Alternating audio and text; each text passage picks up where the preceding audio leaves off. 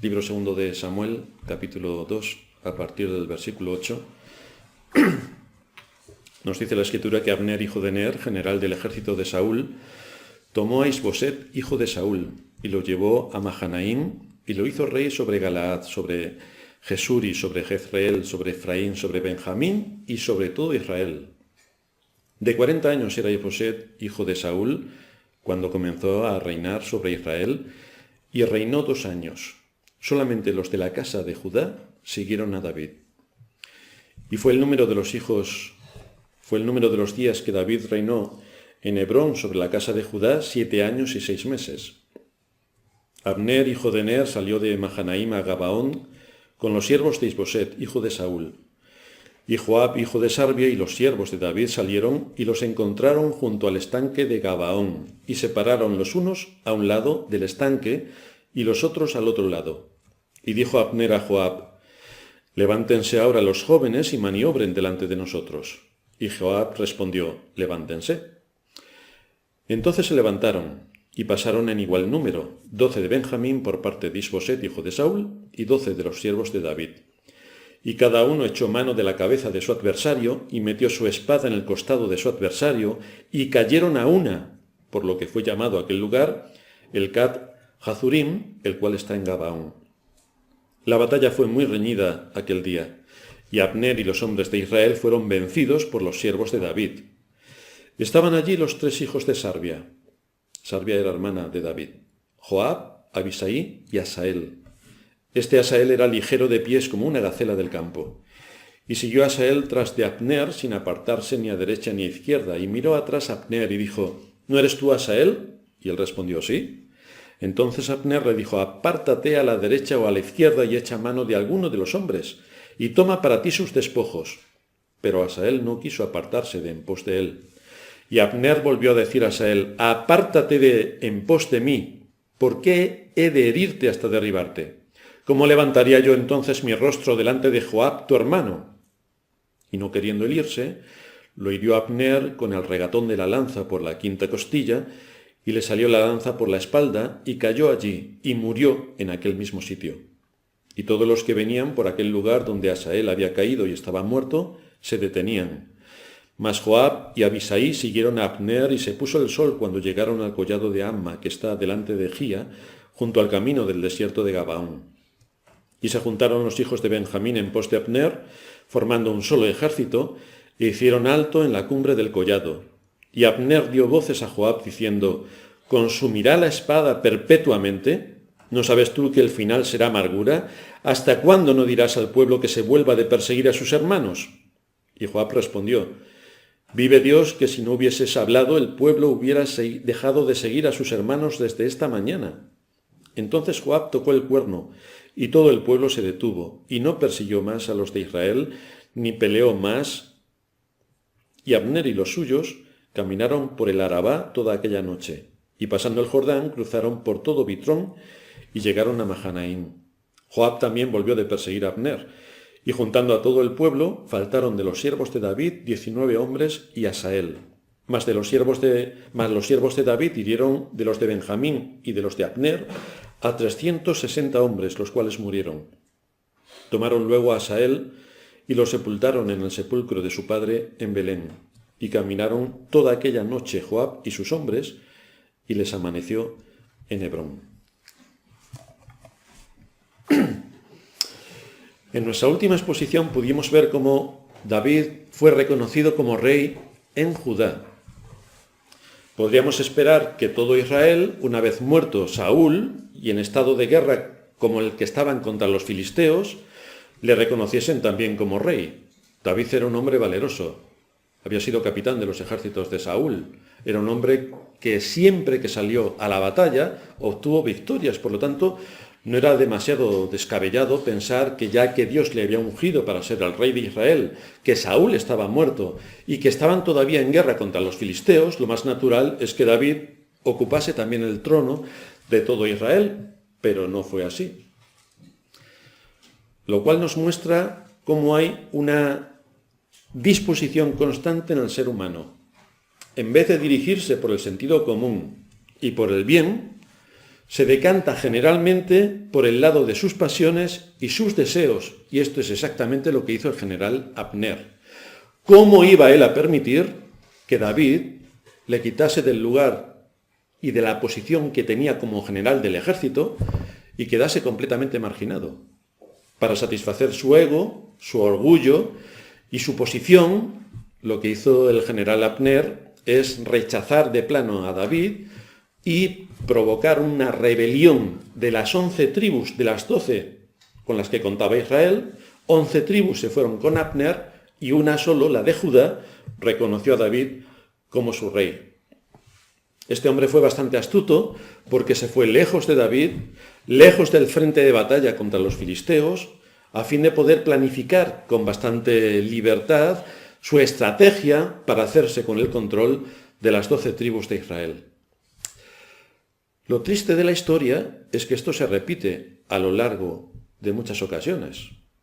Esto ocurrió también con los fariseos cuando vino el Señor, y si somos observadores veremos que es lo que también ocurre en las naciones que no quieren seguir el camino de la estabilidad y de la prosperidad tal y como Dios nos muestra en su palabra. Los fariseos, por no perder su posición, atentaron contra Cristo y lo llevaron a la muerte.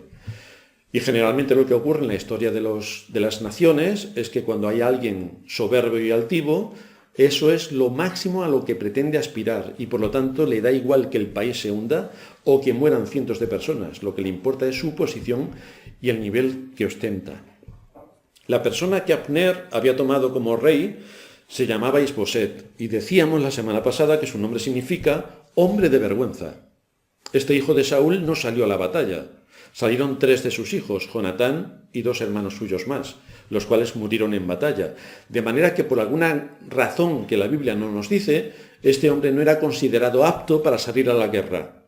Pero Abner lo toma y sí lo considera apto para ser el rey de Israel, lo cual nos muestra aquí la perversión en la situación que estaba Abner.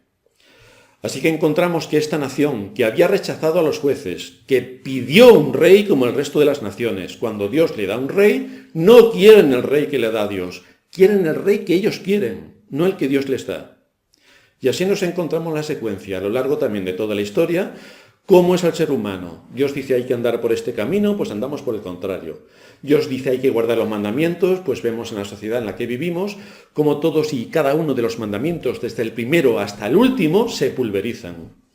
Y lo más triste es que esto también ocurre dentro de los que se llaman cristianos.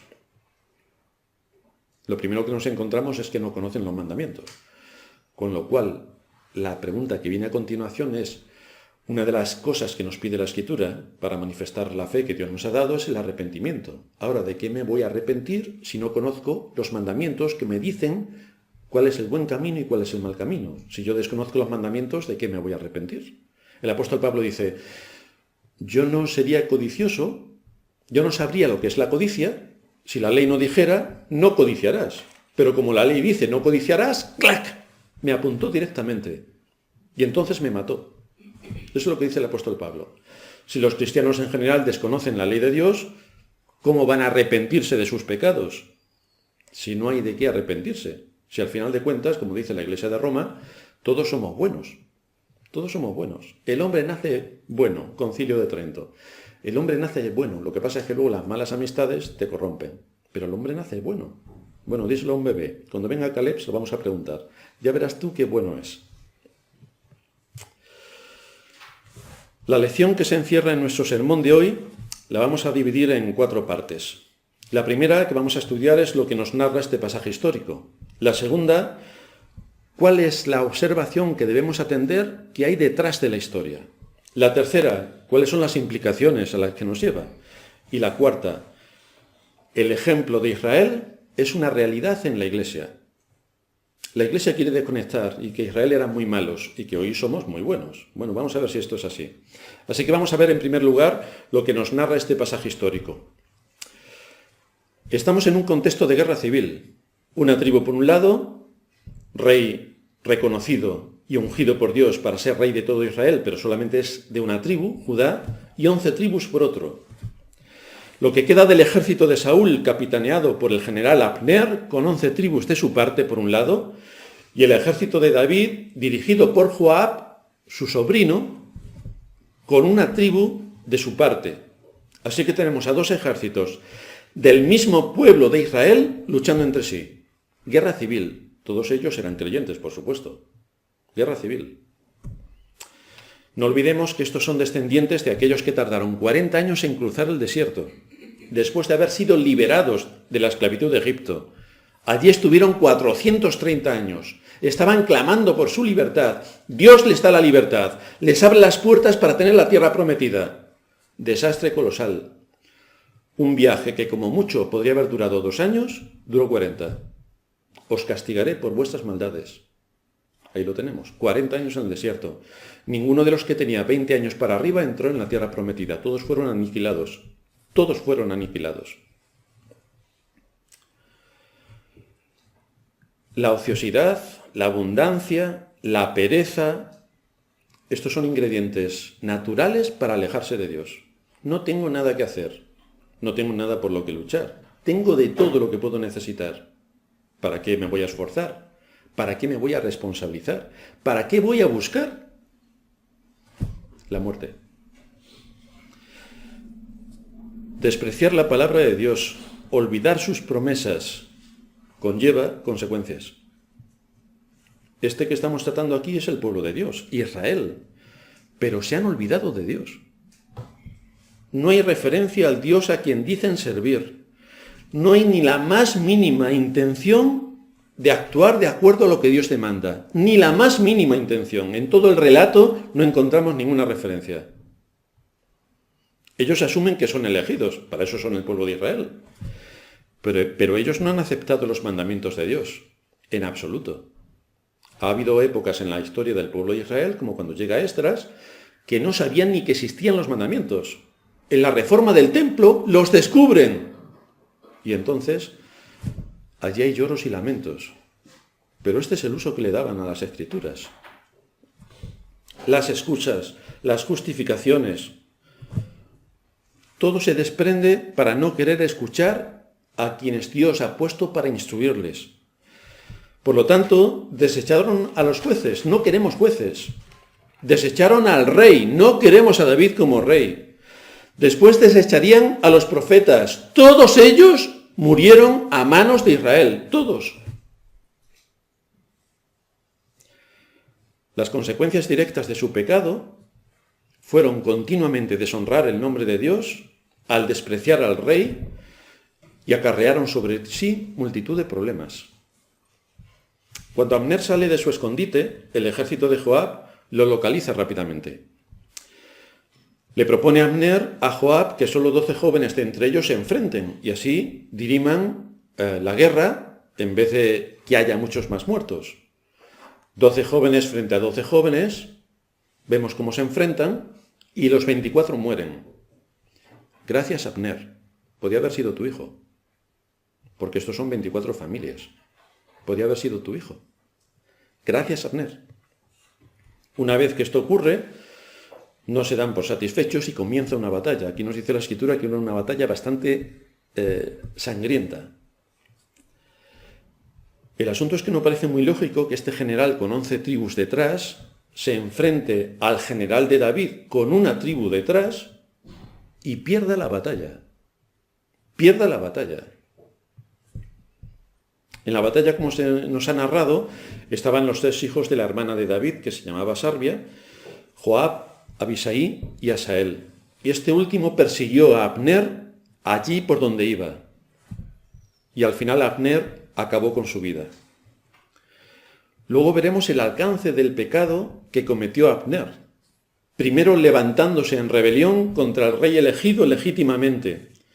Luego por haber enfrentado a las 11 tribus contra su tribu hermana de Judá.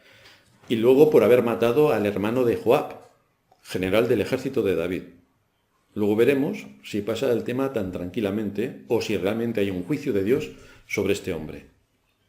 Lo que vemos en general es que Dios en ningún caso deja impune el pecado y siempre hay consecuencias de los pecados que cometemos, siempre hay consecuencias. Aunque Dios le ha prometido el reino a David, Esto no es un asunto de magia, como hemos dicho en otras ocasiones. David de pronto no es ya rey de Israel. Él tiene que poner a trabajar sus capacidades, tiene que poner en su lugar los principios, debe actuar con sabiduría en medio de un contexto de mucho conflicto en el que está inmerso, debe gobernar la tribu que le ha llamado como rey con justicia, debe actuar con integridad y debe hacer todo esto en dependencia de Dios. Y en todo ese contexto, Dios va a cumplir su promesa. Él será el rey de Israel. Pero fijaos que pone a trabajar bastantes cosas. Tiene que desarrollar sus capacidades, tiene que habilitarse para gobernar. Y esto requiere valor, esfuerzo y sacrificio. La pereza, a mí que no me miren, que yo no voy a hacer nada, que estoy muy tranquilo en mi sofá, o eso es cosa de la Iglesia, dentro de los principios de las Escrituras, no valen en absoluto. Por lo tanto, esto es algo que nos llama también la atención a cada uno de nosotros. Tenemos que gobernar sobre aquello que ha sido puesto bajo nuestra responsabilidad. ¿Y cómo lo hacemos? Todos tenemos áreas de responsabilidad, desde los niños, que tienen que estudiar, hasta los mayores, que tienen que proveer. Todos tenemos áreas de responsabilidad.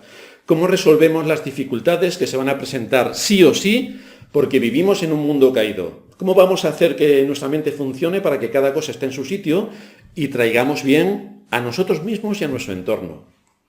Siempre va a haber dificultades, porque siempre vamos a tener cerca a un Abner que va a trastocar lo que lógicamente debería ocurrir. Este es un arma de Satanás que continuamente en nuestra vida, en la vida de la Iglesia, en la vida de un país, siempre va a estar presente. Así que tenemos que mirar cuáles son los caminos que tenemos que tomar, cómo tenemos que actuar con sabiduría para salir de esta situación y seguir avanzando. Esto es una realidad. Debemos mantener los principios en su lugar. Debemos detectar la situación y debemos actuar con sabiduría, que es exactamente lo que está haciendo David. David, fijaos, que no se lamenta. Pobre de mí, que ha salido un Abner general. No se lamenta. No se aflige. Entre los 3 millones de israelitas me ha tenido que tocar a mí. No se deprime.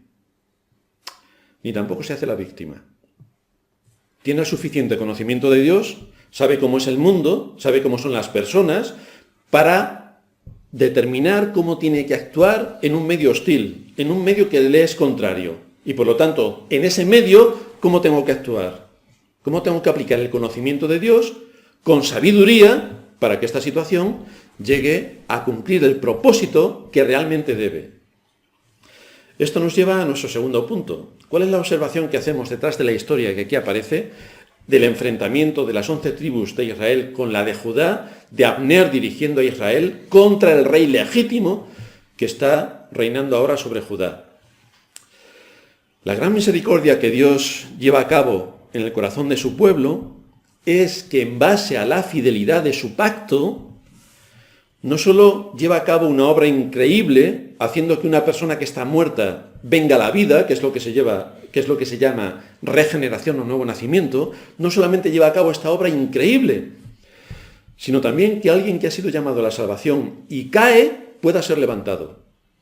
Y aquí estamos todos nosotros como creyentes caemos, y la gran misericordia de Dios es que nos levanta. Esto es lo que ha ocurrido con David. Tras su caída, yéndose por comodidad a vivir en el entorno filisteo y cambiando su comodidad por traición, David muestra su arrepentimiento. David quiere ser guiado por Dios. Le pide a Dios que le diga dónde debe de ir a Judá, a qué zona de Judá, a Hebrón. Y allí Dios empieza a cumplir sus promesas. David ha dejado todo lo que le ataba a los filisteos. Las evidencias son manifiestas. Ha buscado estar en sintonía con Dios. Ha sido restaurado a la comunión con Dios. Sin embargo, esto implica necesariamente obligaciones. ¿Tú eres hijo de Dios? ¿Cómo se detecta? ¿Te sometes en obediencia a sus mandatos? No cuando te viene bien, sino de forma sistemática. Este es un proceso del que muchos quieren huir, pero es una demanda que Dios hace a aquellos que forman parte de su pueblo. No estamos aquí en este mundo para ser pasivos, mucho menos en la Iglesia. Los hermanos en la iglesia, en las iglesias en general, piensan que todo lo tiene que hacer el pastor y los que están a su lado. Y ya está, nosotros llegamos, nos cruzamos de brazos, abrimos la boca de vez en cuando, masticamos chicles, menos mal que no está permitido el uso de pipas y Coca-Colas, pero si no también lo habría, y piensan que todo lo demás se hace solo. No hay nada que hacer, todo se hace solo y todo se elabora solo. Así que muchos creen que estamos en este mundo, estamos en medio de las familias, como todos sabéis, y estamos en la iglesia para ser pasivos, o bien contemplativos. Entonces ponemos cara de buenos, y yo es que me dedico a la contemplación, como hacen muchos católicos. Pero esto evidencia que tú no formas parte del pueblo de Dios. Muchos creen que deben ocurrir milagros, según el deseo de su corazón. Señor, que se conviertan las almas y que la iglesia se llene. ¿Y tú qué estás haciendo? Yo nada, para eso está el pastor, claro. Pero tú no hagas nada, no te vayas a herniar. Y esto es un problema entonces de salud. Hermanos, si no tenemos en cuenta que es Dios quien lleva a cabo sus propósitos a través de medios humanos, es que no hemos entendido las Escrituras. Dios nos da de comer cada día, pero cuando llegamos a casa no está el plato preparado y caliente, ¿no? Como no nos lo preparemos, no comemos. Dios nos da la vida, pero como nosotros no cuidemos la vida, nos morimos. Quédate 3 meses sin comer y verás tú cómo llegas a la misma conclusión. Dios nos da la inteligencia, que cuando es aplicada a distintos ámbitos nos proporciona discernimiento y así podemos actuar con sabiduría. Pero si todo esto no lo tenemos en cuenta, sino que nos vamos al aspecto místico de lo que nos enseña la palabra de Dios, acabamos en una sin razón y sin saber por dónde tenemos que ir. En la medida en que aquellos que forman parte del pueblo de Dios están siendo perezosos o se mantienen en una posición de no querer involucrarse en lo que razonablemente se espera de ellos, en esa misma medida, todos pagamos las consecuencias. Israel, ¿por qué aceptas al hijo, a Isboset, el hijo de Saúl, sin más? Porque te lo dice Abner. 11 tribus pueden estar tan ciegas como para seguir al hijo de Saúl y no a David, que era el legítimo rey. Pues sí, ¿para qué nos vamos a preocupar? ¿Para qué vamos a pensar en lo que Dios ha establecido? ¿Para qué vamos a luchar por aquello que Dios ha dejado bastante marcado? Ha ungido a David por medio de Samuel. Y como vimos la semana pasada, todo el mundo lo sabía, menos Israel. Las bendiciones de Dios podían ser mucho mayores, pero no lo son porque algunos que pertenecen al pueblo de Dios no quieren aportar de su tiempo. No tengo tiempo. No quieren aportar de su esfuerzo. ¿Para qué me voy a esforzar? No quieren aportar de sus capacidades para que el cuerpo de Cristo, que es la Iglesia, se desarrolle en todas sus áreas. No que trabajen otros. Y así estaba Israel. ¿Para qué se van a esforzar? ¿Para qué van a reconocer a David si todo esto ya les venía por parte de Abner bastante masticado y no tenían que hacer nada? Simplemente seguir la onda. ¿Sigue la onda? Sigue. David tenía que asumir sus responsabilidades. Tenía que esforzarse, tenía que ser valiente, tenía que no desmayar ante todo lo que tenía por delante. Pero él ocupa su lugar de rey. Y su general lidera el rastreo de la ubicación de Abner para que no les pille desprevenidos este hombre y acabe con ellos. Así que aquí se manifiesta una vez más cómo es astuto David, a la vez que sencillo. Hay que ser astuto, dice el Señor, como serpientes y sencillos como palomas. Y aquí David lo está demostrando. Es decir, no piensa, bueno, como el Señor me ha elegido para ser rey, yo me quedo aquí tranquilo disfrutando de la vida. Si hubiera pensado eso, posiblemente a la noche no llega. Pero David no se confió. David estuvo atento y preparado para presentar batalla. Y así pudo detectar a Abner. Así que hay mucho que hacer si uno quiere ser útil al reino de Cristo. Si uno quiere ser útil, hay mucho que hacer. Ahora, si uno quiere ser inútil, solo tienes que hacer lo que estás haciendo.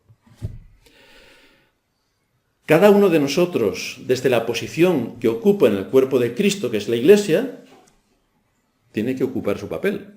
Uno es pie, otro es mano, otro es ojo, otro es corazón, otro es cerebro. Pero cada uno, el Espíritu lo pone en un lugar. Cuando empezamos a trabajar todos, cada uno rápidamente ocupa su lugar. Y ahí somos formados, ahí somos equipados, ahí somos capacitados para que cumplamos nuestro deber delante de Dios en las responsabilidades que Él ha puesto. Nuestro tercer punto, las implicaciones de todo esto que venimos desarrollando. Cuando hay algún pecado que nos atrapa, esto nos impide andar como debiéramos. A Abner le atrapaban varios pecados: el egoísmo, el orgullo y la soberbia, aparte de la incredulidad. No se creyó que David era el legítimo rey, su soberbia era desmesurada, por lo tanto levantó la rebelión contra el rey legítimo y se llevó a Israel detrás de él. Así que cuando uno tiene un pecado bastante incrustado, no puede ser de beneficio para el pueblo de Dios, porque tu pecado te lo impide. Y además tu pecado impide también la bendición para el pueblo de Dios en otras áreas. El cristiano, igual que el no cristiano, es una persona que está bajo el gobierno de Dios. Aunque la gente diga que no cree en Dios, todos estamos bajo el gobierno de Dios.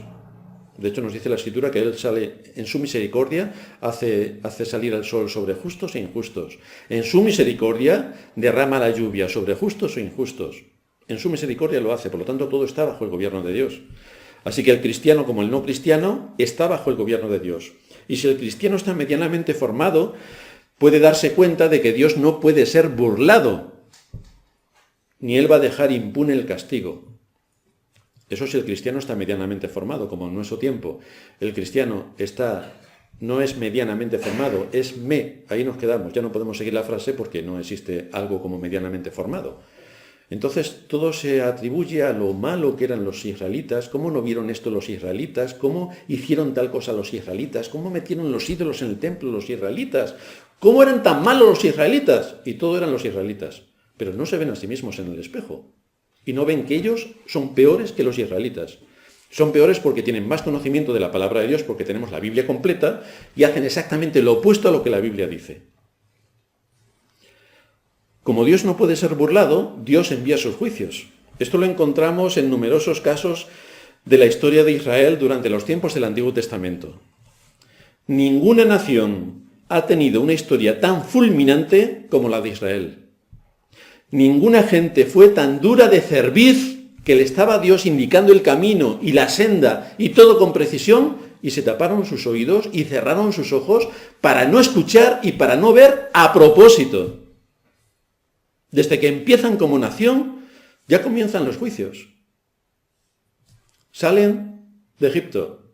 Lo primero que hacen cuando Moisés va a recoger las tablas de la ley, lo primero que hacen es un becerro de oro, lo adoran y dicen: aquí tienes, Israel, a tus dioses que te sacaron de Egipto. Caramba. Su travesía, como decía antes, por el desierto, en vez de durar 2 años, duró 40. Ahí tenemos un juicio. Pero desde la muerte de Josué hasta los días de Malaquías, que vivió 400 años antes de la venida de Cristo, los encontramos a los israelitas continuamente sometidos a juicios. ¿Creéis que lo vieron? No, son cosas que pasan en la vida. Vamos, que nos invadan naciones vecinas, que maten a nuestros hijos, que violen a nuestras mujeres, que arrasen con todo lo que tenemos, que nos destruyan. Son cosas naturales. Si hubieran leído lo que Moisés dejó por escrito, verían que todos los juicios que Dios anticipó que vendrían sobre ellos si había desobediencia, vinieron. ¿Creéis que los conectaron? En absoluto. ¿Creéis que la Iglesia conecta hoy los juicios de Dios? Vamos, en absoluto. Se negaron a aceptar la palabra de Dios, retorcieron la ley de Dios, perdieron la ley de Dios, despreciaron a los profetas, profanaron el templo, pervirtieron la enseñanza. Resultados: vinieron guerras, hambres, pestilencia, todo lo imaginable. ¿Lo conectaron? ¿Se arrepintieron? ¿De qué se van a arrepentir? Dios no trató así a ninguna otra nación. Es cierto que los imperios paganos sufrieron y cayeron bajo el peso de su pecado, pero estaban sin luz. Estaban sin luz. Fueron expuestos a la corrupción de sus propios corazones. No tenían guía. Se nos dice en Hechos 14 y 16 que en las edades pasadas Él ha dejado a todas las gentes andar en sus propios caminos. Si bien no se dejó a sí mismo sin testimonio, haciendo bien, dándonos lluvias del cielo y tiempos fructíferos, llenando de sustento y de alegría nuestros corazones. Pero Israel no era como el resto de las naciones. Israel tenía los pactos y las promesas, tenía la ley, tenía los profetas, tenía la palabra de Dios. Así que el Señor les dice en Amós capítulo 3, versículo 2, a vosotros solamente he conocido de todas las familias de la tierra. A vosotros, Israel, he conocido de entre todas las familias de la tierra. Y aquí la palabra conocer significa amar. A vosotros únicamente os he amado. De entre todas las naciones, solamente a vosotros. A ellos los libró de la esclavitud. Les dio un lugar donde vivir, Canaán. Les dio su palabra, les dio su ley, les dio sus profetas. Pero no quisieron oír. Así que el texto de Amós sigue diciendo, por lo tanto, os castigaré por todas vuestras maldades. A Israel. Esto nos lleva a nuestro cuarto punto. El ejemplo de Israel, una realidad en la Iglesia. Esto que se reconoce por los cristianos en cuanto a los tratos de Dios con Israel, porque lo leemos en la historia y vemos cómo ellos actuaron de una manera y cómo Dios fue ejecutando sus juicios.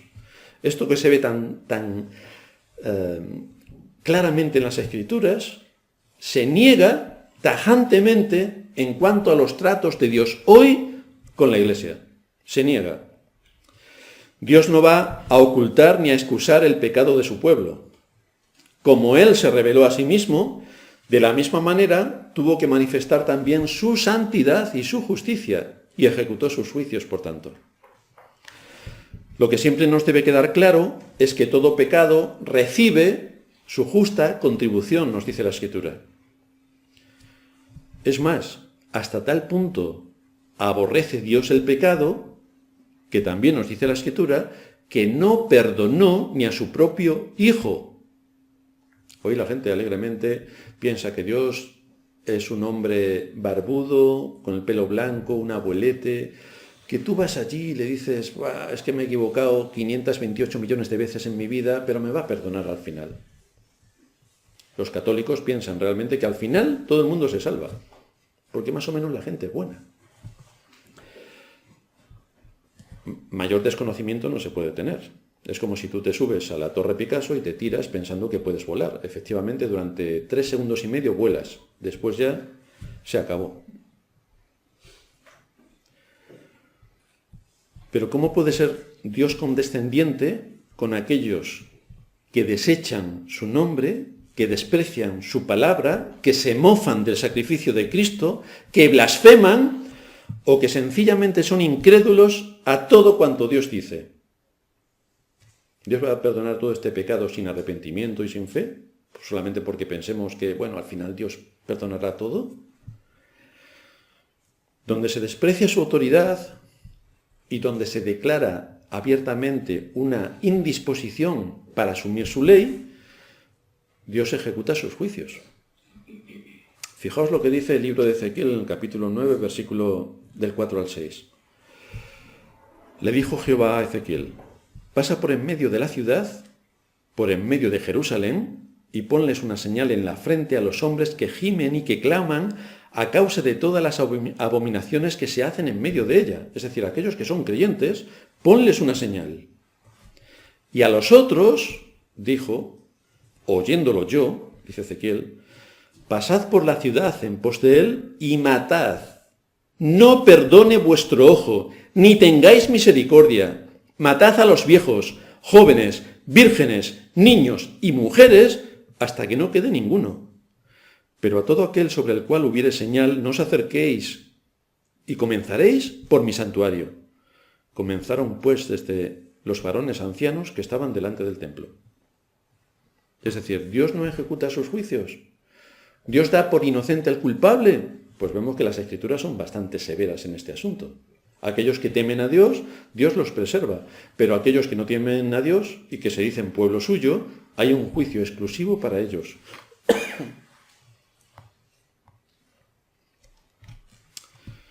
También nos dice Isaías, en el capítulo 40, versículo 2, hablad al corazón de Jerusalén, decidle a voces que su tiempo es ya cumplido, que su pecado es perdonado, que doble ha recibido de la mano de Jehová por todos sus pecados. Y aquí tenemos a un pueblo que dice servir a Dios, que tiene la palabra de Dios, que tiene la ley de Dios, sin embargo los hechos son contrarios. ¿Y qué es lo que Dios les dice? Que vuestro pecado lo pagaréis doble. No solamente pagaréis lo que los impíos pagan, es que pagaréis el doble. ¿Y esto por qué es así? ¿Vosotros qué pensaríais? Si llega la policía a vuestra casa, vosotros decís, hombre, pasad donde queráis, y os roba. ¿Vosotros qué pensáis? Hombre, está mal que me robe un ladrón, pero que me robe la policía tiene doble delito, y así realmente lo estipula la ley. Pues esto es lo que Dios está diciendo aquí. Es decir, vosotros sois el pueblo de Dios. Uno puede caer involuntariamente, porque todos caemos todos los días, pero otra cosa es que lo hagas a propósito. Otra cosa es que atentes contra la luz del conocimiento. Entonces, ¿cómo va a reaccionar Dios? Pues pagarás el doble. Los pecados de los israelitas eran pecados contra la luz, eran pecados contra la revelación de Dios, eran pecados contra la abundante bondad y la increíble gracia de Dios. Y por lo tanto Dios, en su santidad y en su justicia, ejecutó sus juicios, evidentemente. Después de que los hijos de Aarón, recordaréis, que murieron por no llevar el incienso que estaba definido y fueron desobedientes, Dios manda un incienso para que se ponga delante de él. Y los hijos de Aarón llevaron el incienso que les dio la gana. ¿Y cómo actuó Dios? Los mató. Y nos dice en Levítico 10:3, entonces dijo Moisés a Aarón, esto es lo que habló Jehová diciendo, en los que a mí se acercan me santificaré, y en presencia de todo el pueblo seré glorificado. Y a Aarón, después de que Dios mató a sus hijos, nos dice la Escritura que Aarón cayó, cerró su boca, porque estaban violando tajantemente lo que Dios había establecido.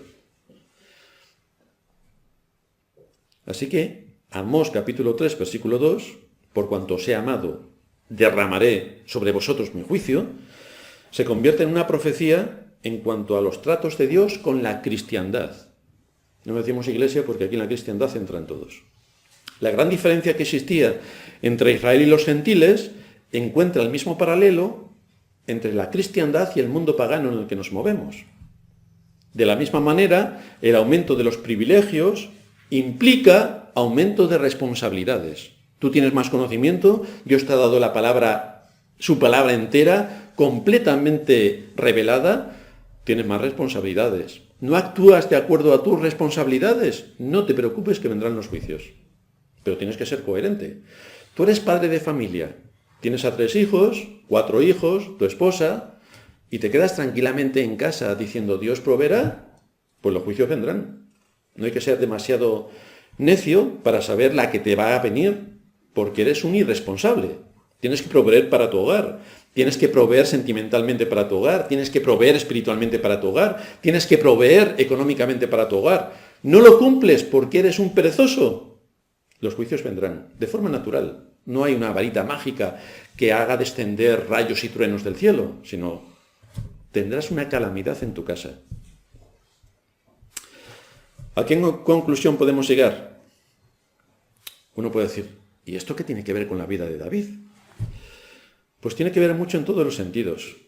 Dios trató con David como creyente que era, llevándolo a una cercanía particular. David sembró una conducta en orden delante de Dios y por lo tanto cosechó que se llevasen a cabo circunstancias de acuerdo a su responsabilidad en la tribu en la cual había sido reconocido como rey. Como actuó coherentemente, responsablemente, con sabiduría y bajo el temor de Dios, vamos a ver cómo Dios le sigue abriendo toda la situación hasta el día en que sea coronado como rey en Israel. Pero tuvo que actuar con valor, con esfuerzo y con sacrificio. Tomó para sí los principios de las Escrituras y actuó coherentemente de acuerdo a ellos. Y ahora debemos preguntarnos, ¿qué tiene todo esto que ver con nosotros? En nuestros días Dios trata también a la gente a nivel individual y a nivel colectivo. Nos trata como personas y nos trata como naciones.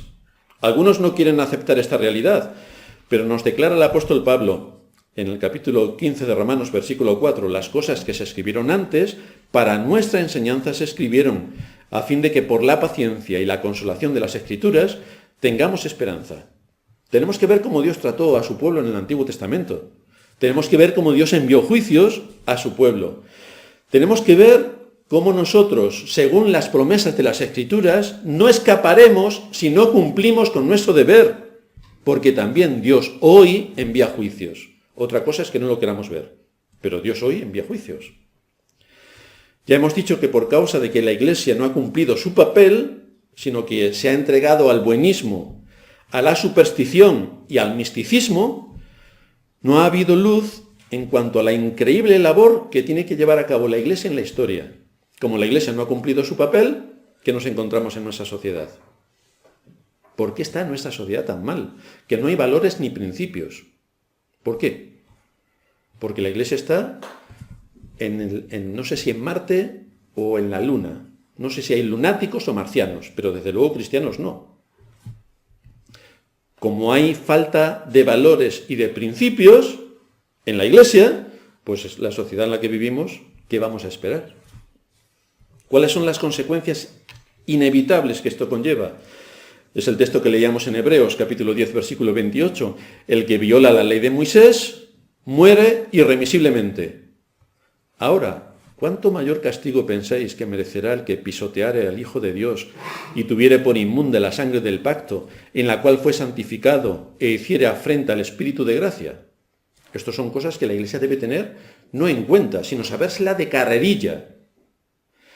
Pero si la Iglesia piensa que no merece ningún castigo, a pesar de pisotear el sacrificio de Cristo, a pesar de despreciar el sacrificio de Cristo, a pesar de hacer en este día de fiesta solemne, donde somos convocados para recordar lo que Cristo hizo por nosotros, su muerte en la cruz y todo lo que implica el mensaje de redención, y en la mayoría de las iglesias hoy es un día para la diversión, el entretenimiento y hacer el payaso, o sea, la muerte de Cristo te produce gracia, te produce burla, porque esto es pisotear al Hijo de Dios. Esto es lo que se hace cada día en las iglesias cuando tienen esos cultos profanos. Pisotean al Hijo de Dios. Tienen por inmunda la sangre del pacto. ¿Y piensan estar tan tranquilos y tan a gusto? ¿Y ser felices? La iglesia tiene que ser columna y baluarte de la verdad.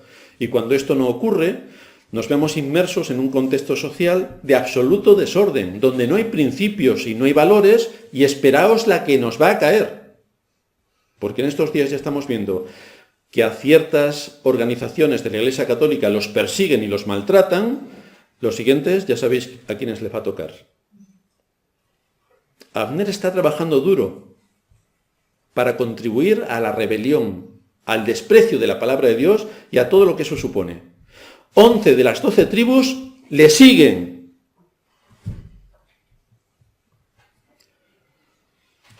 Por lo tanto, ¿cuál es la situación en la que se encuentra David? Esto le lleva a sujetar su corazón. Esto le lleva a sujetar sus deseos, que le gustaría a David invadir y tomar posición en el reino completo que Dios le ha prometido. Pero no es lo que debe hacer en estos momentos. Debe cumplir el juramento que le hizo a Saúl de que iba a proteger a su descendencia y por lo tanto espera pacientemente su oportunidad, pero con todas las alarmas puestas para no permitir que Abner siga cumpliendo su propósito. Así que David es de bendición para su pueblo. Honra a Dios. Podemos esperar un futuro estable en Israel, porque dice la Escritura que Dios honra a los que le honran. Que Dios bendice a su pueblo dándole esperanza y paz en su corazón en medio de las dificultades. Pero esto ocurre cuando cada cosa está en su lugar. ¿Hay temor de Dios? Podemos esperar grandes cosas. ¿No hay temor de Dios? No podemos esperar nada. ¿Por qué el mundo está tan mal, hermanos? ¿Por qué la iglesia está tan mal? No es el mundo el que está mal, es la iglesia. Entonces, en todas estas cosas tenemos que ver cómo David se posiciona, cómo ejerce con valor su posición, cómo se esfuerza en mantener aquello que Dios le ha dado bajo su control y cómo actúa con sabiduría, impidiendo tener un ataque y ser derribado por aquellos que son enemigos de lo que Dios en sus promesas le ha dado. Le ha dado una responsabilidad, David la coge. Le ha dado un propósito, David lo asume. Le ha dado un objetivo y una esperanza, David la toma para sí y va a luchar porque aquello se cumpla con sabiduría y con el temor de Dios en su corazón. Esta es la enseñanza para nosotros, cómo tenemos que actuar con sabiduría y con esperanza. Vamos a terminar en oración.